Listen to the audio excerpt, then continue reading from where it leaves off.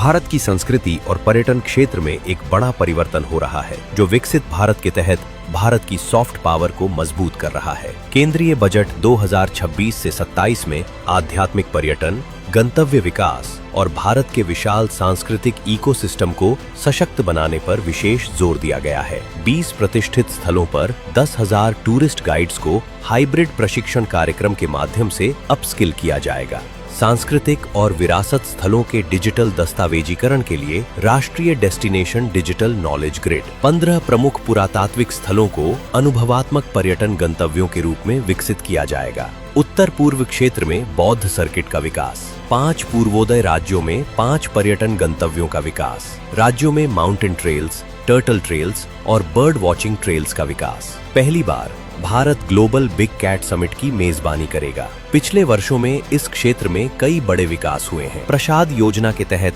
27 राज्यों और केंद्र शासित प्रदेशों में 48 परियोजनाओं को स्वीकृति दी गई है, जिनका उद्देश्य तीर्थ स्थलों पर बेहतर सुविधाएं और विरासत संरक्षण सुनिश्चित करना है। स्वदेश दर्शन योजना 2.0 के अंतर्गत 2108.87 करोड़ रुपए की 52 परियोजनाओं को मंजूरी दी गई है। साथ ही चैलेंज आधारित गंतव्य विकास के तहत 36 परियोजनाएं स्वीकृत की गई हैं, जो सतत और रोजगारोन्मुख पर्यटन को बढ़ावा दे रही हैं। केंद्रीय एजेंसियों को सहायता योजना के माध्यम से 948.78 करोड़ रुपए की 66 परियोजनाओं को स्वीकृति दी गई है, जिनमें से 39 परियोजनाएं पूरी हो चुकी हैं, जिससे राष्ट्रीय महत्व के विरासत स्थलों पर आधारभूत ढांचे में सुधार हुआ है। कला संस्कृति विकास योजना के तहत पिछले 5 वर्षों में 912.65 करोड़ रुपए वितरित किए गए हैं, जिससे कलाकारों, सांस्कृतिक संस्थानों और पारंपरिक ज्ञान प्रणालियों को समर्थन मिला है। जमीनी स्तर पर